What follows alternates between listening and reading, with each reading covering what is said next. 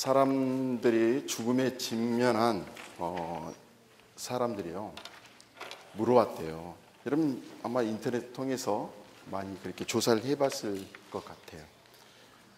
죽음에 지금 직면한 사람들에게 물어봤더니 대체적으로 3개 정도, 어떤 조사에 따라서 좀 다르겠지만 대체적으로 3가지 정도를 후회를 한다고 합니다. 뭐냐면 가장 많이 후회하는 게 뭐냐면 순서는 정확하게 정할 수 없지만 그 카테고리가 어떤 거냐면 왜 내가 이렇게 용서하지 못했을까? 왜 그 사람들을 좀 더 너그럽게 생각하고 마음을 좀 열어서 용서하지 못하고 이렇게 살았을까? 그게 가장 후회한다고 그래요. 또 이렇게 후회하는 게요. 왜 이렇게 기쁘게 살지 못했을까? 좀 더 내게 주어진 이 시간, 이 인생을 좀 더 정말 기쁘게 살았으면 얼마나 좋았을까? 내 아내와 남편과 내 자녀들과 또 내 이 교인들과 성도들과 좀 더 기쁘게 살았으면 얼마나 좋았을까? 후회를 많이 한다고 그래요.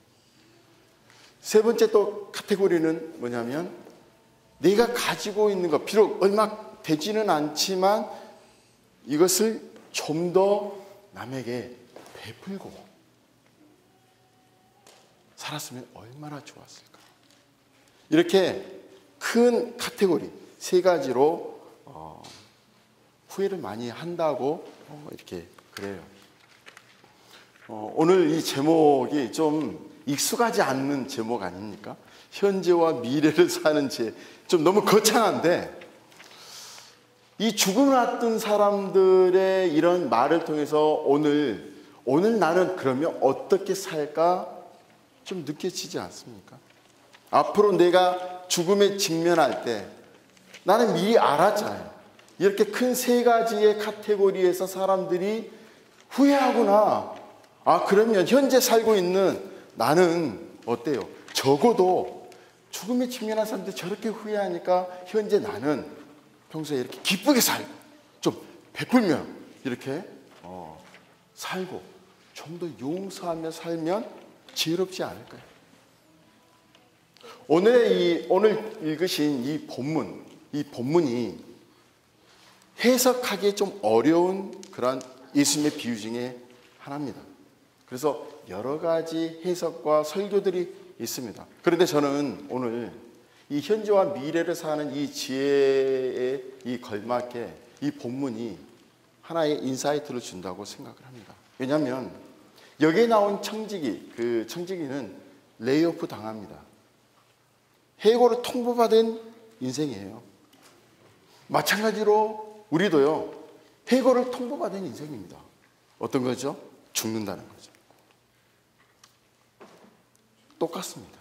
그러면 해고를 통보받은 그런 청지기가 어떻게 했는가? 그러면 우리도 이 이미 죽음이 선포된 우리에게, 앞으로 미래에 죽음이 선포된 우리, 지금 이 시간, 오늘 어떻게 살 것인가? 그게 지혜라는 거죠. 그래서 오늘 제가 제목을 좀 이상하지만 현재와 미래를 사는 지혜라고 이렇게 잡았습니다.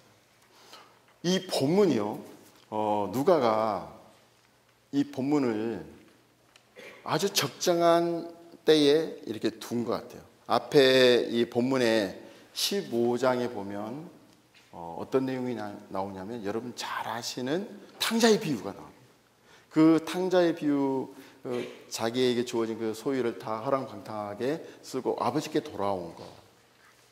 또 오늘 이 본문 뒤에는 뭐가 나오냐면 이 부자와 거지 나사로가 나옵니다. 자기 앞에 눈앞에 보이는 거지들을 한 번도 거들떠 보지도 않는 그 부자. 그래서 나중에는 지옥에 가는 거예요.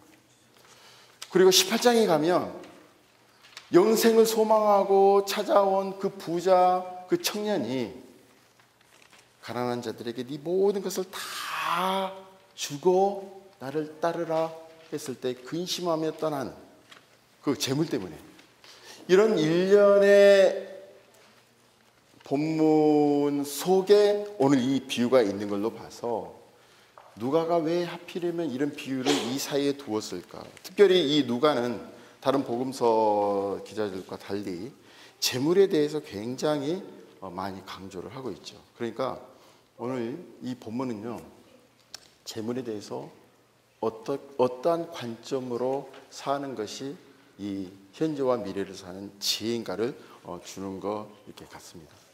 오늘 본문의 주인공이 누구죠? 청지기입니다. 청지기. 그리고 청지기가 하는 역할은 뭐죠? 청지기는 단지 주인이 시킨 것, 주인이 원하는 걸 그대로 따라서 주인의 뜻대로 하는 사람이 청지기입니다. 자기 뜻대로 하는 사람은 청지기가 아닙니다. 그런데 곰곰이 봤더니 주인이 오늘 이 본문의 1절의 말씀 보니까 어떤 소문이 들리죠. 이 청지기가 자기의 재산을 허비한다, 낭비한다 이렇게 되어 있습니다. 그러니까 웨이스팅, 낭비한다는 거예요. 이걸 우리가 언뜻 생각할 때 청지기가 주인의 것을 스틸했다, 훔쳤다 이렇게 생각하는데 그렇게 생각하면 안 돼요. 본문은 분명히, 예수님은 분명히 비유에서 스틸했다, 훔쳤다 이게 아니라 낭비하고 있다 이렇게 이야기를 하고 있습니다. 그러면 주인은 어떻게 이 청지기가 낭비를 하고 있는가를 알았을까? 그러니까 만일에 이 청지기가 무엇을, 주인의 것을 훔쳤거나 횡령을 했다면 분명히 그 본문의 비유에서 이랬을 것 같아요. 주인이 네가 가져간 거 도로 내놔 이렇게 했든지, 아니면 너 감옥에 가도록 내가 고발할 거다, 아마 이랬을 거라고. 그러니까 청지기는 지금 주인의 것을 훔치지 않았다는 게 분명해집니다. 단지 허비했다는 거예요. 낭비했다는 거예요. 그러면 이 본문의 비유를 잘 좀 이해하기 위해서 사실 그 당시 그 고대 근동 지방에서 행행했던 그런 그 문화 배경을 좀 약간 알아야 오늘 이 본문의 비유를 좀 정확히 알 수 있습니다. 당시에 고대 근동 지방에서 유행했던 것은 뭐냐면 고리 대금업이었습니다. 고리 대금업 잘 이렇게 아시죠? 이자를 굉장히 많이 부과를 해서 하는 그것이 이제 고리 대금업인데, 사실 이 이스라엘 백성들은 이 율법서에서도 나온 것처럼 너희 저 형제들에게 이자를 부과하지 말라는 율법도 있습니다.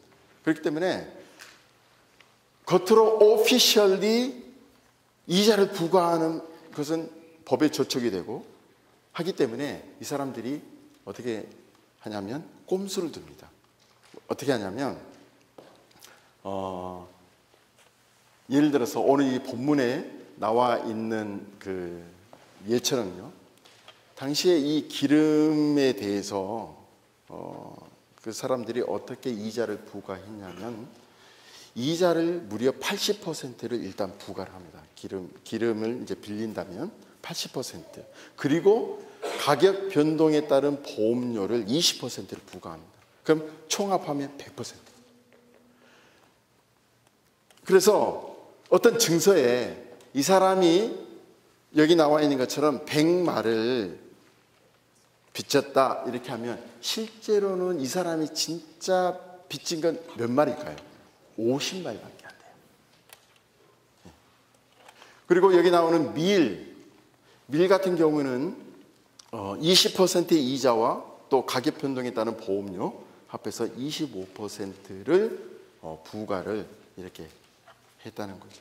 이렇게 고리 대금업이 이렇게 왕성하면서 했던 시대가 바로 예수님이 살던 그 시대예요. 그러니까 예수님이 이 비유를 든 게 그냥 이렇게 만들어서 하신 게 아니라 당시에 이렇게 행행했던 것들을 이야기를 하시니까 듣는 청중들은 다 이해가 되는 거예요. 오늘날 우리가 잘 그것을 모르니까 오늘 이 비유에서 허비를 마치 횡령으로 생각할 수 있다는 거죠. 그러나 그것을 이해하시면 허비했다, 네, 그게 이해가 됩니다. 무슨 말일까요? 자, 이 허비란 말을 이제 우리가 이제 어느 정도 이해를 했으니까 주인이 이런 말을 아마 들었을 거 아니에요? 지나가다가 어떤 사람이 그 주인을 만나면서 요즘 어떻게 지내십니까? 제가 이런 빚을 졌는데 당신이 고용한 그 청지기께서 좀 사정 좀 많이 봐주시네요. 너무나도 감사합니다. 그랬을 거 아니에요. 자, 그러니까 주인이 들었을 때 이건 아닌데, 또 장부를 보면 지금 청지기를 통해서 자기가 원했던 양만큼의, 예를 들어서 50마리 빌려줬으면은 100마리 빨리 들어와야 되는데, 장부상에 보면 아직도 뭐 70만밖에 안 들어오고 80만밖에 안 들어오면 그게 뭐예요? 자기 재산이 지금 축내고 있잖아요.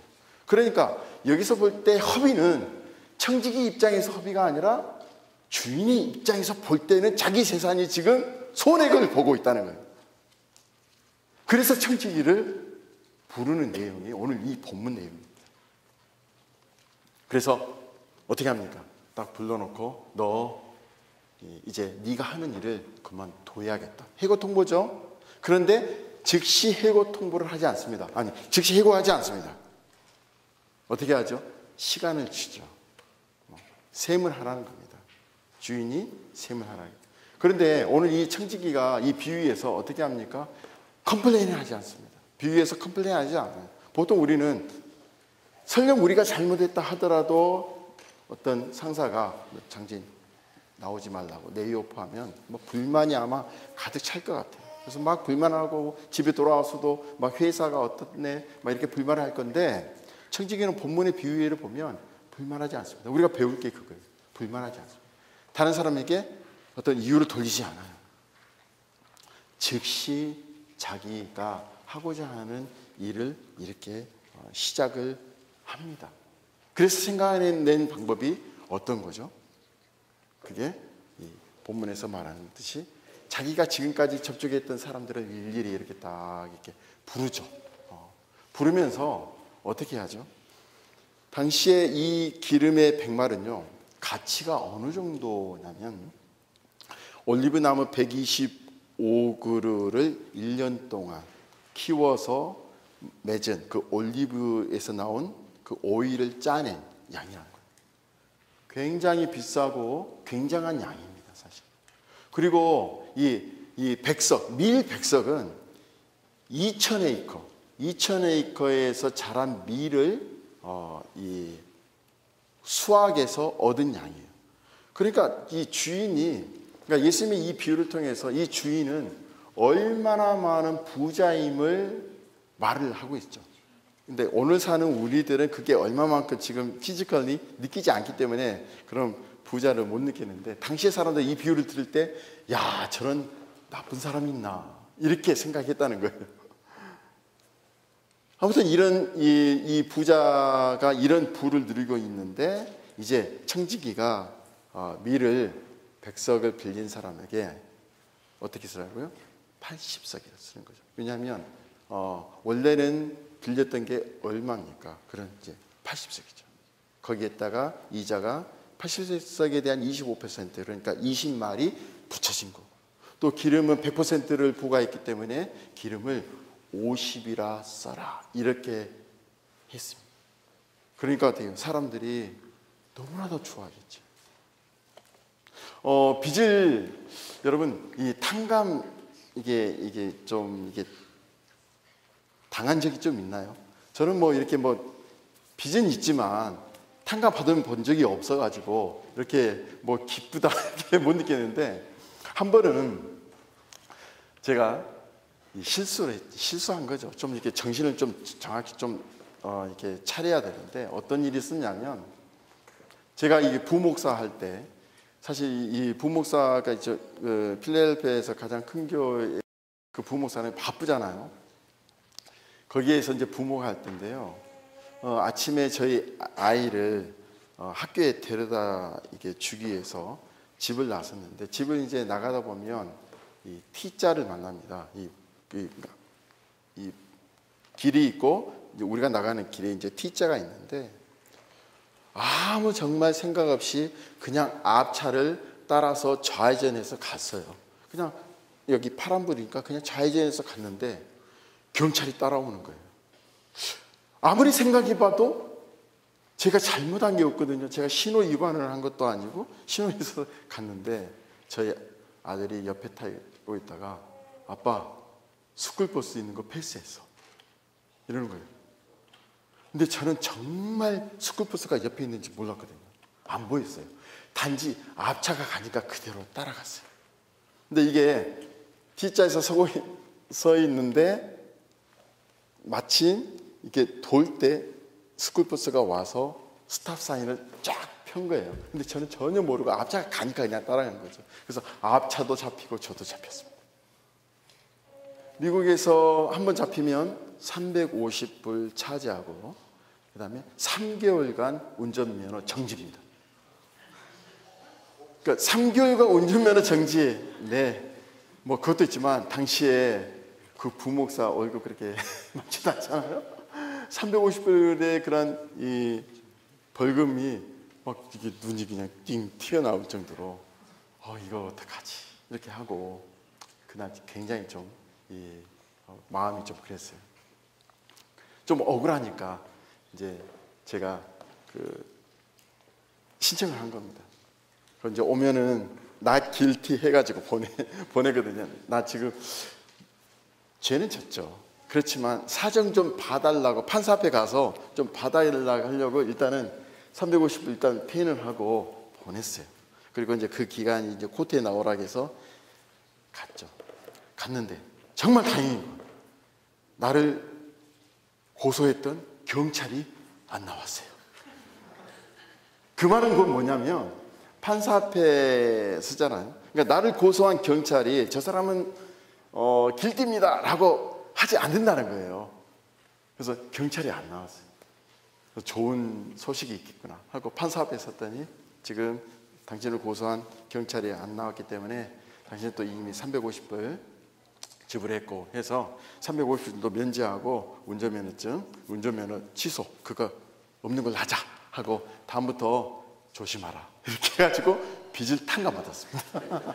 그때 얼마나 기쁜지 그 350불 담아 이 탕감받아도 그렇게 기쁜데 이제 오늘 이 본문에서요. 혹시 어떤 사람이 내가 사실 5만 불을 빌렸는데 10만 불이라고 적었어요. 할 수 없이 적죠. 왜냐하면 당시 사회가 그랬으니까. 그래서 10만 불이라고 적었어요. 그래서 원금 5만 불 갚고 5만 불에 대한 또 이자를 내가 또 열심히 해서 갚으려고 하는데 어느 날 갑자기 그 회개하는 사람이 내게 와서 5만 불 그것만 갚으십시오.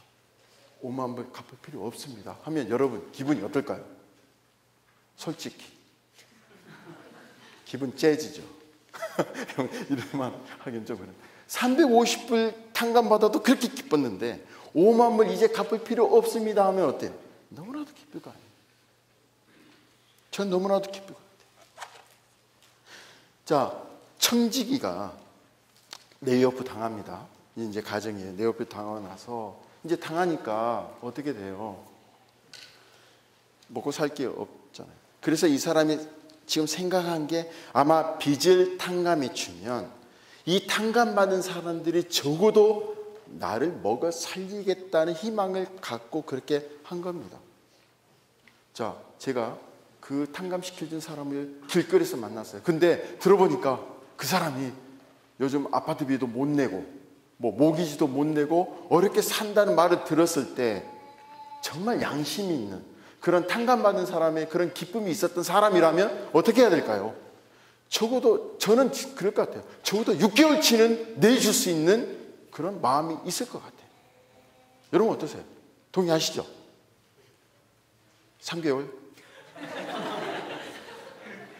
6개월 너무 많다? 아니 저는 그만큼 5만 불에 탕감받았다면 저는 그분의 6개월 아니 1년 내가 한 달에 1,500불, 2,000불씩 해서라도 줄 것 같아요. 이러한 계산은 사실 청지기가 하고 그렇게 했습니다. 근데 오늘 이 본문에 이 비유의 주인이 어떻게 합니까? 그 청지기를 칭찬합니다. 근데 여기서 칭찬은요, 이제 앞으로 이렇게 여러분들 나가서 이렇게 하십시오라는 어떤 지혜로운 칭찬이 아니라 주인이 딱 볼 때 비록 자기는 좀 더 많이 벌 수도 있었는데, 잡고 갈 수 있었는데 자기 손에 나죠. 그렇지만 이 청지가 그래도 앞으로 나가서 어떻게 먹고 살아야 될 그런 궁리를 하고 대책을 세운 그 지혜에 대해서 칭찬했다는 거예요. 이것은 도덕적인 칭찬이 아닙니다. 예수님이 비유에 말씀하실 때 도덕적으로 잘했다 그 말을 주는 게 아니에요. 예수님이 하시고자 하는 말씀이 오늘 본문이 그 뒤에 예수님이 풀어주시는 거 아닙니까? 그 예수님이 그 비유를 딱 끝내고 하시는 말씀이 첫 번째가 뭐냐? 8절을 보십시오. 8절을 보시면 이렇게 말씀하세요. 이 세대의 아들들이 자기 시대에 있어서 빛의 아들들보다 더 지혜롭다. 예수님이 하시고자 하는 말씀이 몇 개 있어요. 그 중에 첫 번째가 뭐냐면, 이렇게 세상 사람들, 예수를 믿지 않고 또 하나님, 여호와 하나님을 믿지 않는 사람들도 적어도 자기 일, 앞으로 내가 혹시 어떠한 일이 발생되면 어떻게 살아갈까, 이런 궁리를 하면서 미래에 대해서 걱정하고 미리부터 대비를 한다는 거예요. 그런데 예수를 믿고 하나님을 믿는 사람들은 오히려 이런 세상 사람들보다 더 지혜롭지 못하다. 뭐예요? 미래에 대해서 생각하지 않는다는 거죠. 세상 사람들은 비록 목적이 건전하지 않는 거라도 이 세상에서 열심히 일하고 열심히 대안을 짜고 대안도 내고 하는데, 오히려 하나님을 믿는 사람들이 그런 궁리를 안 한다는 거예요. 미래에 대해서, 닥칠 미래에 대해서. 그게 첫 번째 우리 예수님이 말씀해 주시는 거고요. 두 번째요, 말씀하시는 게 뭐냐면, 이 비유를 통해서 말씀하시는 게 9절 보십시오. 9절 보시면 불의의 제물로 친구를 사귀라, 이렇게 되어 있어요. 이 비유를 통해서 불의의 제물로 친구를 사귀라, 이렇게 말씀하세요. 여러분, 제물은 돈은 절대로 중립적입니다. 사실 그래요. 부엌에서 쓰는 칼 중립적이에요. 그러나 엄마가 쓰면 가정을 위해서 요리하는 칼이 되지만, 강도가 그 칼을 잡으면 사람을 죽이는 도구가 돼요. 불의한 도구가 될 수 있어요. 돈을 통해서 선교하고 가난한 이유 위해서 쓰면 아주 좋은 재물이 되지만, 돈으로 사람을 죽일 수 있는 그런 쓰이면 그것은 불의한 재물이 되거든요. 예수님이 말씀하세요. 재물은 이미 그 재물을 쓰는 사람들이 이미 타락을 했기 때문에 절대적으로 중립을 지킬 수가 없고 결국에는 불의한 재물이 될 수밖에 없다. 그렇지만 이런 재물이 비록 불의하지만 그 재물을 가지고 친구를 사귀라, 이 말씀하시는 거예요. 근데 이 친구를 사귀라 이렇게 하시면서 뭐라고 하시냐면, 그리하면 9절 보십시오. 그 재물이 없어질 때에 그들이 너희를 영주할 처소로 영접하리라, 이렇게 말씀하세요. 그러니까 예수님은 불의한 재물로 친구를 사귀라, 이게 목표가 아니죠. 너희들, 하나님을 믿는 너희들의 최종 목표는 어디예요? 영주할 처소예요. 그리고 이 땅에 이 불의한 재물은 어떻게 말씀하십니까? 없어진다고 그래요.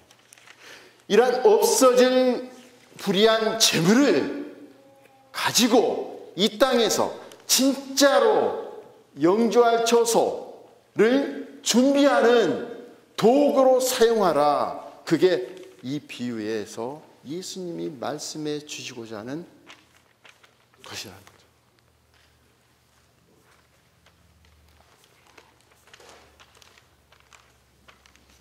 불의한 재물로 친구를 사귀는 거, 그 최종 목적은, 그러니까 이 땅에서 우리에게 주어진 재물은요, 사실 앞으로 우리가 가게 될 영원한 그런 생명의 나라를 가기 위한 수단이라는 것입니다. 그러면서 연이어서 하시는 말씀 세 번째가, 예수님이 계속 하시는 말씀 세 번째가 10절에 지극히 작은 것에 충성된 자는 큰 것에도 충성되고, 이런 말씀하시죠. 지극히 작은 것. 그러니까 이 땅에서 우리에게 주어진 것들, 재물은요, 지극히 작다는 겁니다. 왜 그럴까요? 우리가 가게 될 영원한 곳에 있는 것은요, 이 땅에서 내가 아무리 재물을 모아, 지금 세계 제1부는 제프 베조스죠. 아마존 창업자. 그 사람이 지금 이제 최근에 이혼을 발표했는데, 그 사람이 갖고 있는 그 재산이 몇 조요? 1,400조 된다고 그래요. 이혼을 하면서 워싱턴주는 절반을 가져가니까 이제는 그 와이프는 700조를 가져가요. 이렇게 1,400조를 가진 이 세상에서 가장 큰 부자도 사실 우리가 가게 될 영원한 처소에 있는 것과 비교했을 때는 지극히 작다는 거예요. 근데 이 지극히 작은 것에 충성하지 못하면 앞으로 우리가 얻게 될 그런 큰 것에 과연 충성할 수 있겠느냐? 이 말씀을 우리 예수님이 하시는 겁니다. 불의한 청지기는요, 자기에게 주어진 권한 안에서 최선을 다했습니다. 사실 그 사람이 원금을 깨지는 않았어요. 그래서 주인이 횡령했다고 하지 않아요. 자기에게 주어진 역할 최선을 다해서, 비록 본받을 일은 아니지만 그래도 자기에게 주어진 것, 작은 것에 이렇게 지혜롭게, 나름 지혜롭게 하니까 우리 예수님이, 그 주인이 칭찬한 것처럼 우리 예수님이 여러분들에게 주어진 재물들을 어떻게 이 세상에서 사용하는가에 따라서 앞으로 가게 될 그런 영원한 처소에서 우리 해야 할 그런 일들이 정해진다는 거죠. 그러니까 왜 청지기는 그렇게 자기 마음대로 어떻게 보면 했을까? 자기 게 아니라는 거죠. 남의 것이었기 때문에 한 거죠.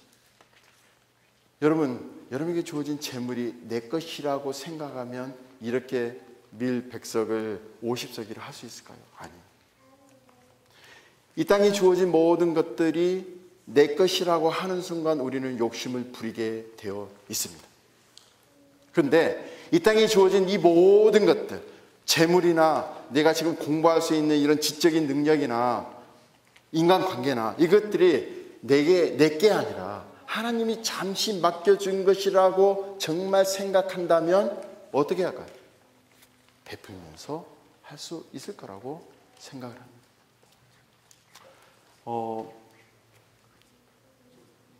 누가복음 앞장에 이 뒷장에 나오는 부자와 나사로 관계를 한번 보십시오.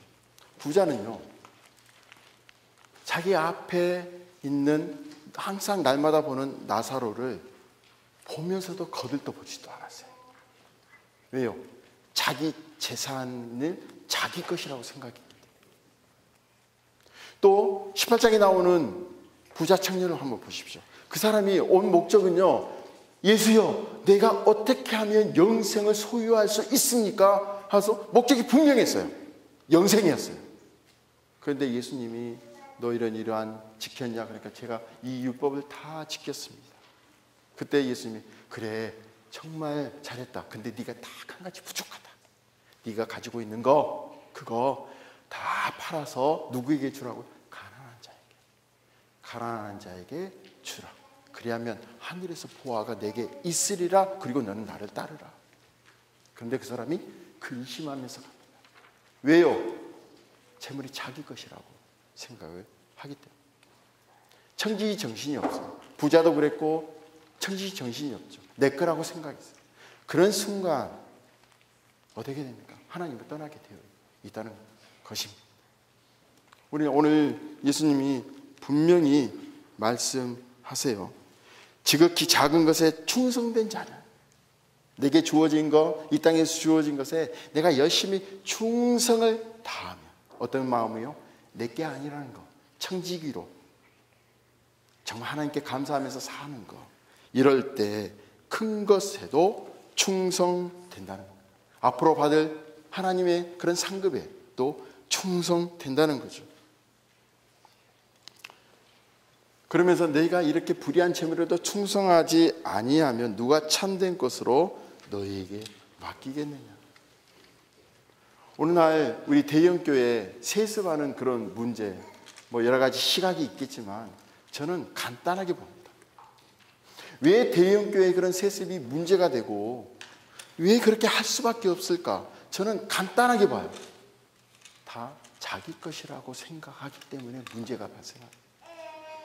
내가 얼마나 눈물을 뿌리고 수고하고 이렇게 놓은 교회인데 이렇게 하는 순간 욕심이 생기고 자기 아들에게 세습할 수밖에 없다는 거예요. 저는 그래서 심플하게 봐요. 대형교회 세습하는 그런 목사님들 저는 믿음이 없다고 봅니다. 저는 그냥 그렇게 봐요. 믿음이 진짜 있다면 어떤 사람일까요? 하나님, 제가 비록 부족하지만 이런 축복을 하나님이 주셨군요. 하나님이 이렇게 주셨군요. 저는 한 게 없습니다. 라고 고백하는 게 진짜 믿음이 아닐까요? 요한계시록에 가보면 24 장로들이 자기가 쓰고 있는 면류관을요 다 주님 앞에 다 던져버립니다. 24 장로는 대표하죠. 이 땅에서 수고하고 힘쓴 사람들이에요. 근데 그 사람들에게 하나님이 면류관을 주셨는데 영광된 하나님 앞에 그 면류관을 다 던져요. 다 던져. 무슨 뜻이죠? 오 주여, 영광된 주여, 제가 이 면류관을 받을 수 없나이다. 제가 무엇인데 이런 면류관을 주십니까? 그러면서 24 장로들이 다 하나님께 던져. 이게 진짜 믿음 있는 사람들의 모습 아닙니까? 주여, 내가 어떻게 이런 큰 교회를 했습니까?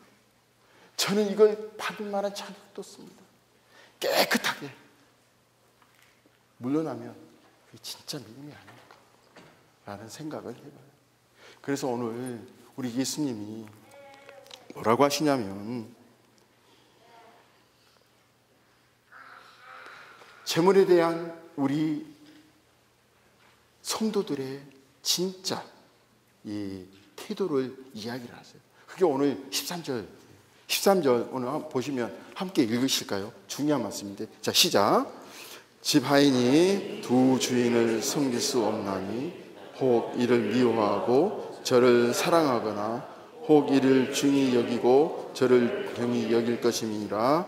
너희는 하나님과 재물을 겸하여 섬길 수 없느니라. 이게 키포인트입니다. 자, 쉽게 말하면 이거예요. 너 하나님 사랑하니? 그러면 너는 절대 재물을 섬길 수 없다는 겁니다. 너 진짜 예수 믿니? 그러면 이 세상에 주어진 재물은 내게 아니라고 고백하고 거기에 관심도 주지 않는다는 거예요. 페이스북에 참 재미있는 글이 하나 올라왔습니다. 그게 실화라고 저는 생각하는데, 어느 날 어느 남편이 아침에 딱 깨어보니까 놀라운 일이 벌어진 거예요. 아침 식탁이요. 식탁에 아주 맛있는, 평소에도 먹어보지도 못한 음식이 딱 차려져 있고요. 절대 와이프가 그럴 사람이 아닌데, 그것뿐만 아니라 거기에 엽서도 딱, 카드도 딱 돼 있다는 거예요. 사랑하는 당신, 오늘도 수고하시고 저녁에 봐용. 이렇게. 이 사람이 충격을 받은 거예요. 이 아내가 이럴 수 없는데 왜 갑자기 이러지? 이 아내가 혹시 죽을 때가 됐나? 그래서 아들에게 물어봤대요. 아들아, 내가 솔직히 어제 저녁에 기억이 잘 안 나는데 밤새 무슨 일 있었니? 그러니까 아들이 하는 말이, 일이요? 엄청난 일이 있었죠. 그러니까 왜? 그러니까, 아버지 모르세요? 기억 안 나세요? 그러니까, 나 기억이 하나도 안 난다. 아버지 어제 친구한테 술을 너무 취해가지고 친구가 아버지 모시고 왔잖아요. 기억 안 나세요? 글쎄, 친구하고 술 먹은 기억이 있는데 전혀 기억이 없다. 아유, 아버지 들어오면서요, 이게 넘어져가지고 저 식탁 보세요. 식탁 보시면 지금 한 귀퉁이가 완전 깨져 있잖아요. 아버지 그냥 난리도 아니었어요. 근데 아버지 그 와중에 또 오바이트도 하시더라고요. 이게 어디다 했냐면 바지에다 딱 했대. 그러니까 이제 아내가 볼 때 너무 가관이죠. 그래서 아버지 소파에 앉혀라. 앉혀가지고 바지를 쫙 벗기는데 아버지가 그때 정말 기막힌 타임에 아버지가 딱 한마디 했답니다. 뭘 것 같아요? 여러분 남성들 꼭 기억해 주셨다가 사용하십시오. 뭘까요? 안 돼요. 저 유부남이에요.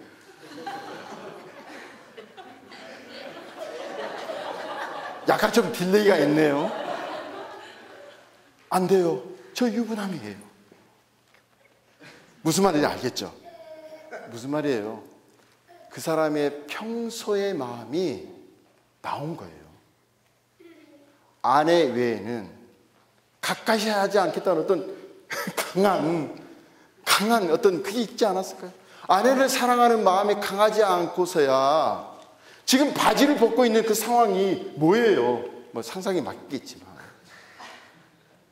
그 남자는 그 위기의 순간에 자기를 위기라 생각한 거예요.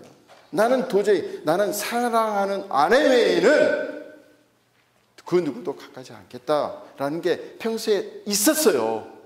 비록 술은 많이 먹고 왔지만 어머니가 거기서 감동한 거예요. 여러분, 아내를 사랑하고 남편을 사랑하면 다른 남자, 다른 여자 같이 할 수 있습니까? 없습니다. 오늘 예수님이 하신 말씀, 하나님을 진짜 사랑하면 재물 눈에 들어오지도 않습니다. 결론을 맺을게요. 다시 앞에 제가 제일 처음 했던 질문 기억하시나요? 죽음에 직면한 사람이 뭘 가장 후회한다고요? 내가 좀 더 베풀며 살 거예요. 여러분, 오늘입니다. 미래를 사는 지혜가 뭘까요? 미래는요, 오늘 해고받은 사람처럼 나 해고받은 인생이다. 언젠가는 주인 앞에서 회개한 것처럼 하나님 앞에서 회개할 거다. 그래서 오늘 열심히 내게 주어진 작은 것에 충성하는 사람, 그것이 바로 현재와 미래를 사는 진정한 성도의 모습임을 기억하시고 하나님이 인정하시는 그런 충성된 종으로 살아가시길 주의 이름으로 축원드립니다.